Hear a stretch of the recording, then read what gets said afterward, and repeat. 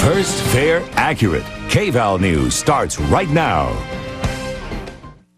Tonight, she disappeared while babysitting in a small Oregon town more than a decade ago. And tonight, there is some closure in the Stephanie Condon cold case. Her remains have been found. This is the break in the case we have been looking for since her disappearance. Also tonight, a suspect in the case is in police custody, and he's a person authorities have looked at since the beginning. And right now, her friends and family are all trying to understand what happened to Stephanie Condon. This is certainly not what any of us was hoping for. Good evening, I'm David Walker. And I'm Jennifer Winters. Thanks for joining us for special coverage of the Stephanie Condon mystery. Condon's remains were found in a rural area south of Glide 12 days ago. This morning, deputies confirmed they are indeed Stephanie Condon. An area resident found the remains when he was out hiking with his dogs in a remote forest. He stopped to rest the dogs and found a skeleton. He was about 2 miles from the nearest road. We have team coverage on this story tonight. Dan Bain is live in Roseburg from our sister station, KPIC. He's been following the story since Stephanie Condon disappeared. But we begin with KVAL's Molly Blancett, who is live in our Eugene newsroom. She has the latest on the arrest of the main suspect in the case. Molly? Well, David, Douglas County Sheriff John Hanlon says that Dale Wayne Hill is the only suspect in Condon's disappearance. And tonight, he is in a Nevada jail. Authorities in Nevada arrested Hill this morning. Douglas County and Oregon State police officers from Oregon were also there. Now, to be clear, Hill was arrested on charges of failing to register as a felon, not for anything related to the Condon case. Hill was convicted of unrelated burglary charges after Condon disappeared. He spent 6 years in prison before being released in 2005. Hill admitted to stopping by the house where Condon was babysitting the night she disappeared, and he told authorities that he went to the house to visit an ex-girlfriend who lived there.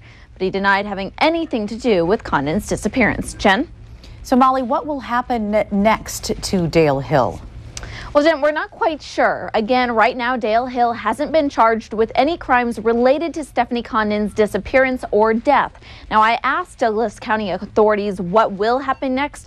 They told me they won't speculate about their plans. Back to you. Stephanie Condon's remains were found just 2 miles from where Dale Hill lived in 1998. And today, KVAL's Laura Rios spoke with the man who found her. Investigators spent 10 years searching, following hundreds of tips. In the end, though, a hiker found Stephanie's remains. He was walking his dogs on private timberland near here in the Glide area. White, gleaming white thing caught my eye, and I walked over to see what it was, and it was the skull. Joseph Mallon's March 13th discovery ended the decade-long search for Stephanie Condon. He says he found her bones just a quarter mile behind his home, a place he takes his dogs to all the time. You found Stephanie Condon. Yeah. How are you feeling? I don't know. It's kind of hard to, I'm just actually kind of finding it out, so it hasn't really hit me yet. Stunned, but not surprised. Mallon says neighbors have long suspected Condon would be found in the area because it's just 2 miles from where the only suspect, Dale Wayne Hill, once lived. I'm just glad that the Condon family can put this to rest or get some sort of closure out of it. Douglas County Sheriff John Hanlon said other evidence was found with Stephanie, but wouldn't say what. He said they don't know how she died or how long she was out here. More testing could answer those questions. A deputy said they do know how old Stephanie was when she died, but won't release that information right now. In Glide, I'm Laura Rios, KVAL News. Today is bittersweet for Stephanie Condon's family. It's the closure they had been hoping for, but a reality that is hard to accept. Megan Sweeney joins us now from our sister station, KPIC in Roseburg, with more on the family's reaction to today's news. Megan? It was an emotional day for Stephanie Condon's family. Her father, Martin Condon, says they always hoped they would bring their daughter home. He teared up while he made a statement in front of media and law enforcement who have followed the case from the beginning. This is certainly not what any of us was hoping for, but after 10 years, it's an outcome that we've been trying to prepare for. My family is doing pretty well. My family's doing well under the circumstances. It's just going to take us some time. Stephanie would be 24 years old today. Live in Roseburg, I'm Megan Sweeney, KPIC News. The mystery of Stephanie Condon's disappearance spans more than a decade. Here now is a timeline. The 14-year-old honor student was babysitting her cousin's twins at this trailer house south of Myrtle Creek on October 30th, 1998, when she vanished, wearing PJs, her shoes and purse left behind. Police immediately suspected foul play. Helicopters, searchers, and dogs combed the woods of Douglas County. The community banded together, putting up missing posters and billboards and holding vigils.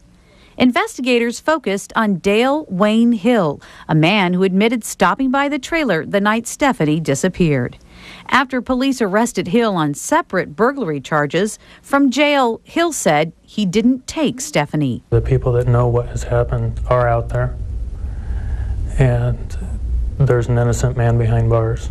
Hill was convicted of stealing women's underwear and remained a prime suspect in the Condon case. Over the years, Stephanie's parents kept the search alive, and national TV shows like Without a Trace featured the case. Last October, the Condon family marked 10 years without Stephanie, clinging to old pictures, still suspecting Dale Wayne Hill, and still looking for closure. It's like a bad dream you never wake up from. You deny it. This isn't happening. This doesn't happen. Then, on March 13th, a hiker found remains in the woods, finally ending the search for Stephanie. Well, this story has been covered for all these years by our Dan Bain in Roseburg. He joins us live tonight from our KPIC studio. Dan, how's the team of investigators in this case changed over all the years, and how do you think that might have affected the case? Well, David, it's changed a little bit over the years, but there are still a lot of deputies from the sheriff's office, other investigators that have been on this case from the start, so they have a lot of history with it. So it hasn't changed a whole lot, but there are some that have moved on. For instance, the sheriff now, John Hanlon, was an investigator when this case happened 10 years ago, and another man, Joe Perkins, was also one of the lead investigators when it started. So they still have a lot of history there, but it has changed a little bit, although they've done a good job of keeping that out in front of the public. You interviewed the prime suspect in the case, Dale Hill, all those years ago in the Douglas County Jail. What did he tell you? Then why do you think he talked to you? What was in it for him? Well, the first thing he said was that he didn't do it. And he said he wanted to get his side out there, and he wanted people to know that he wasn't a monster. He talked to us for quite a while and said that he was not the guy that did this. He described the night that it happened, and he said he went to Stephanie Condon's place where she was babysitting. He met her there, and he said he went back to a bar, and he got drunk like he usually did and passed out. So it was kind of an interesting interview, that's for sure. All right, Dan, we appreciate your perspective on the case, and we'll talk to you again coming up at 6. Thanks. For more on the Stephanie Condon mystery, you can head to our website, KVAL.com. We'll also have more on this story on KVAL News at 6 and at 11.